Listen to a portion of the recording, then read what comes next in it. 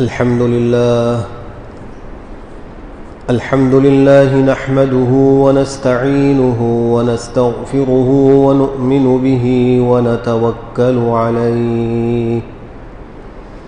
ونعوذ بالله من شرور أنفسنا ومن سيئات أعمالنا من يهده الله فلا مضل له ومن يضلله فلا هادي له ونشهد أن لا إله إلا الله وحده لا شريك له ونشهد أن سيدنا وحبيبنا ومولانا محمدا عبده ورسوله صلى الله تعالى عليه وعلى آله وصحبه وأزواجه وذريته وبارك وسلم تسليما كثيرا كثيرا أما بعد فأعوذ بالله من الشيطان الرجيم بسم الله الرحمن الرحيم سبحان الذي أسرى بعبده ليلا من المسجد الحرام إلى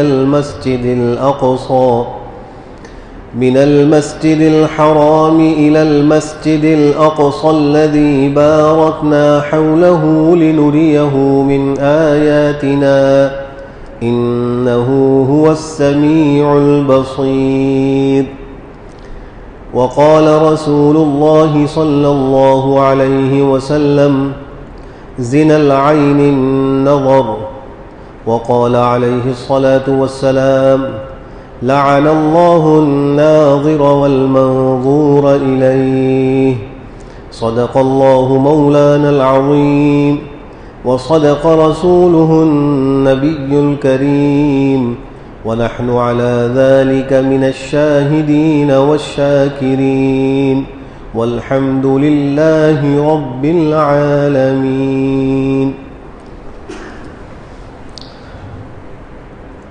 سامعین مکرم اور برادران عزیز، سرکار دو عالم صلی اللہ علیہ وسلم کو اللہ سبحانہ و تعالی نے معراج نصیب فرمائی. علماء سیر نے لکھا ہے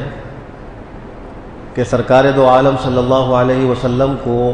دیگر انبیاء کرام علیہم الصلوات والتسلیمات کے مقابلے میں جن وجوہ سے اور جن وجہوں سے فضیلت حاصل ہے، ان میں دو وجہیں بڑی اہم ہیں جن کی وجہ سے آپ صلی اللہ علیہ وسلم کو اللہ سبحانہ و تعالیٰ نے تمام انبیاء کرام علیہم السلام پر فوقیت بخشی، فضیلت بخشی. ان میں ایک باعث فضیلت امر معراج ہے، اور دوسرا امر قیامت کے میدان میں شفاعت ہے. اور یہ بھی لکھا ہے کہ سرکار دو عالم صلی اللہ علیہ وسلم نے اللہ کے سامنے تواضع اختیار کی، جس کے نتیجے میں اللہ نے ان کو معراج نصیب فرمائی. ایک حدیث میں آپ خود ارشاد فرماتے ہیں من تواضع للہ رفعہ اللہ ومن تکبر وضعہ اللہ. اور بعض روایات میں ہے حتی لہو اہون علیہ من الکلب او الخنزیر او کما قال علیہ الصلوۃ والسلام، کہ جو شخص اللہ کے لیے عاجزی اور تواضع اختیار کرتا ہے، اللہ سبحانہ و تعالیٰ اس کو بلندیاں عطا فرماتے، رفعتیں عطا فرماتے. سرکار دو عالم صلی اللہ علیہ وسلم نے اللہ کے آگے تواضع اختیار کی، عبدیت اختیار کی، بندگی اختیار کی. اللہ نے اس کے نتیجے میں آپ کو ایسی بلندیاں عطا فرمائی کہ مخلوق میں سب سے بہتر آپ کو اللہ نے بنا دیا، سارے انبیاء کرام کو آپ کو سردار بنا دیا. اور جو تکبر کرتا ہے، آپ نے فرمایا کہ اللہ اس کو گراتا ہے، ذلیل کرتا ہے. ومن تکبر وضعہ اللہ، یہاں تک کہ وہ لوگوں کی نگاہ میں اتنا حقیر و ذلیل ہوتا ہے جیسے کتا اور خنزیر ذلیل ہوتے ہیں. یہ تکبر کا نتیجہ ہے. اپنے آپ کو دوسروں سے بڑا سمجھنا، حق کا انکار کرنا، دوسروں کی تحقیر کرنا، یہ سب تکبر ہے. اس کے نتیجے میں اللہ دنیا کے اندر بھی ذلتیں دیتے ہیں، اور آخرت میں جو عذاب ہے وہ تو الگ ہے۔ اور مخلوق کے ساتھ بھی آپ نے تواضع اختیار کی، اللہ کے سامنے بھی تواضع اختیار کی، اور یہاں تک اختیار کی کہ اللہ نے خود آپ کو عبد کے لفظ سے ملقب فرمایا، سبحان الذی اسری بعبدہ تبارک الذی نزل الفرقان علی عبدہ۔ اللہ نے خود وہاں عبد کا ذکر فرمایا کہ ہمارے بندے ہیں، عبدیت ان کے اندر۔ مخلوق کے ساتھ جب تواضع اختیار کی تو اللہ نے اس کے نتیجے میں آپ کو شفاعت کبریٰ کا مقام عطا فرمایا، یہ بلندی عطا فرمائی کہ کل قیامت کے میدان میں ساری مخلوقات کے حساب و کتاب کی سفارش آپ صلی اللہ علیہ وآلہ وسلم فرمائیں گے، اور آپ کی سفارش سے پہلے حساب و کتاب شروع نہیں ہوگا، لوگ بڑی مشقتوں تکلیفوں میں ہوں گے۔ آپ کی اس شفاعت کبریٰ سے ساری انسانیت فائدہ اٹھائے گی۔ بہرحال یہ جو معراج کا سفر آپ کا شروع ہوا تو مسجد حرام سے مسجد اقصیٰ تک کے سفر کے دوران روایات میں کچھ واقعات ذکر کیے گئے تھے جو ہم نے گزشتہ جمعے میں عرض کیے۔ انہی واقعات میں ایک واقعہ یہ بھی ہے کہ آپ صلی اللہ علیہ وآلہ وسلم کا گزر ایسے لوگوں کے پاس سے ہوا جن کے سامنے 2 ہانڈیاں رکھی تھیں، ایک ہانڈی کے اندر اچھا اور بہترین گوشت صاف ستھرا رکھا ہوا تھا، اور دوسری کے اندر سڑا ہوا اور خراب گوشت تھا، اور وہ لوگ اچھے اور بہترین گوشت کو چھوڑ کر سڑے ہوئے اور خراب گوشت سے کھا رہے تھے اور اس کی طرف متوجہ تھے، اور اچھے گوشت کو نہیں کھا رہے تھے۔ سرکار دو عالم صلی اللہ علیہ وسلم نے حضرت جبریل امین سے پوچھا کہ یہ کون لوگ ہیں؟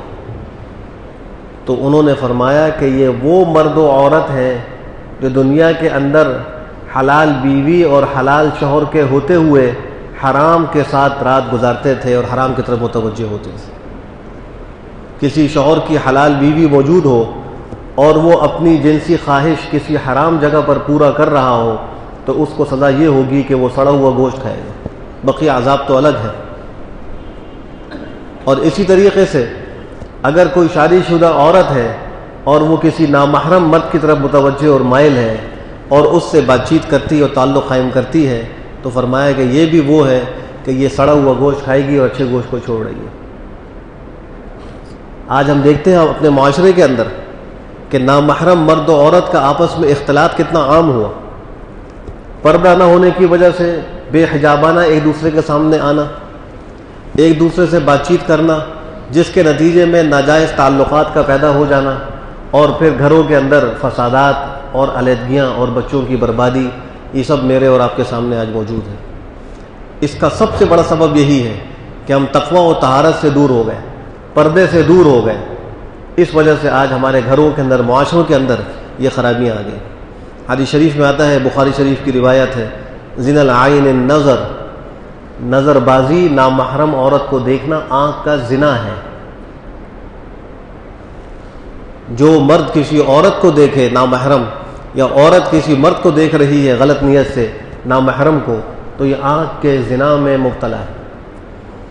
اور مشکات شریف میں روایت آتی ہے کہ لعن اللہ الناظر والمنظور الیہ، اللہ کی لعنت ہوتی ہے اس شخص پر جو نامحرم کو دیکھتا ہے اور اس پر جو اپنے آپ کو دکھانے کے لیے پیش کرتا ہے۔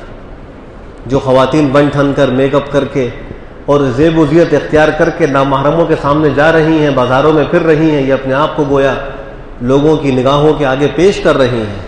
ان پر بھی اللہ کی لعنت، دیکھنے والوں پر بھی اللہ کی لعنت۔ اللہ کی لعنت کسی پر پڑ رہی ہو، اس کو سکون حاصل ہو سکتا ہے؟ لعنت کا مطلب تو ہوتا ہے بعد عن الرحمہ، یعنی اللہ ایسے لوگوں کو اپنی رحمت سے دور کر دیتے ہیں۔ جب اللہ کی رحمت سے دوری ہوگی تو کوئی سکون حاصل نہیں ہوگا، کوئی چین حاصل نہیں ہوگا، چاہے اسباب دنیا جہاں کے ہمارے پاس جمع ہوں، لیکن ہمیں سکون حاصل نہیں ہوگا، اس لیے کہ سکون اور راحت اور چین اللہ کی طرف سے انعام اور رحمت ہے، یہ اسباب کے تابع نہیں ہے کہ ہمارے پاس اسباب و وسائل ہوں تو سکون آئے گا۔